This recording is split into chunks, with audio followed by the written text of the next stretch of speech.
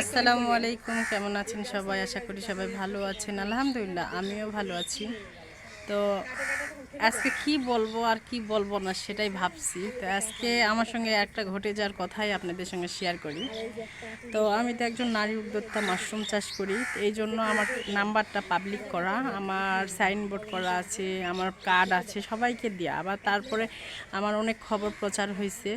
তো সেই ক্ষেত্রে আর কি আমার নাম্বারটা পাবলিক হয়ে গেছে। আর ওই নাম্বারটা আমি বিজনেসের ব্যবসার জন্যই আর কি প্রচার করেছি ইচ্ছাগত। তো কয়েকদিন থেকে সেই নাম্বার থেকে আমাকে ফোন দেওয়া হচ্ছে আর অনেক বাজে বাজে কথা বলা হচ্ছে। সেই কথাগুলো আমি বলতে পারবো না। তো এখন আমার কি করা উচিত অবশ্যই আপনারা কমেন্টে জানাবেন। আমি বুঝতে পারতেছি না, তাই ভাবলাম যে একটা ভিডিও বানাই আর আপনাদের সঙ্গে শেয়ার করি। তো এই তো আজকে চলে আসলাম ভাবির বাসায়। তো ভাবির বাসায় থেকে ভিডিওটা করলাম। তো একদম নোংরা নোংরা ভাষায় আমার সঙ্গে কথা বলছে আর বলতেছে আমি একজন মেয়ে মানুষ, কেন নাম্বারটা পাবলিক করেছি, কিসের জন্য পাবলিক করলাম। তো কথাগুলো আমি সবাইকে বললাম। তো আমার সঙ্গে এটা কেন হচ্ছে আমি বুঝতে পারতেছি না। যে আমাকে ফোন দিচ্ছে সে অনেক বাজে ভাষাতে ফোন দিচ্ছে। আসলে সে মনে হয় কোনো মায়ের পেট থেকে হয় নাই। সত্যি কথা বলতে তার বাড়িতেও মনে হয় কোনো বউ নাই, বাচ্চা নাই, কেউ নাই।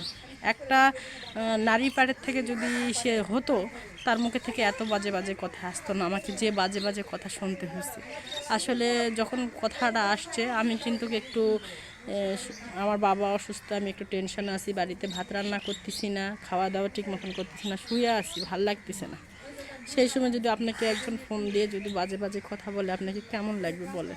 তো আমার ক্ষেত্রে এই কথাটা আসছে। তো ভাল লাগতেছে না, কান্না করতেছি। তো ভাবিরা বলতেছে যে চলো, মন ভালো না, তোমার বাবার অসুখ ওই জন্য কান্নাকাটি করতেছে। ভাবিরা জোর করে আমাকে এই যে আমার পলি ভাবির বাসাতে নিয়ে আসলো ছাদ বাগানে। তো প্রচুর নোংরা নোংরা আমাকে কথা শুনতে হচ্ছে। তো ভাবছি যে একজন সফল নারী উদ্যোক্তা হিসাবে কি করা উচিত জানি না। তো আপনারা অবশ্যই বলবেন যে আসলে আমার কি করা। এইদিকে আমার বাবা অসুস্থ, আমার মন মানসিকতা সেরকম ভালো নেই, আমি কাজকামে মন দিতে পারতেছি না। তারপরে যদি কেউ আপনাকে ফোন দিয়ে এমন বাজে বাজে কথা বলে, আপনার কেমন লাগবে বলেন? তো আমার পলি ভাবির ক্ষেত্রেও এই হয়েছে। পলি ভাবি আমাকে কিছুদিন আগে বলে পলি ভাবিকেও নাকি একজন ফোন দিয়ে সেম নাম্বার থেকে বাজে কথা বলছে। তো আমি পলি ভাবিকে সান্ত্বনা দিছি, ভাবি আপনাকে এরকম বলবেই, সবার কথা শুনে না। যখন নিজের ক্ষেত্রে আসছে এই কথাটা, তখন আর আমি সহ্য করতে পারছি না।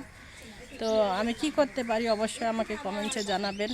আর আপনাদের মূল্যবান মতামতটা আমাকে দিবেন। এই যে আপনাদের কাছে সব কিছু শেয়ার করি, এই কথাটাও শেয়ার করলাম। তো সবাই ভালো থাকবেন, সুস্থ থাকবেন, আমাকে কমেন্টে জানাবেন আমার কি করণীয় উচিত। তো আল্লাহ হাফিজ।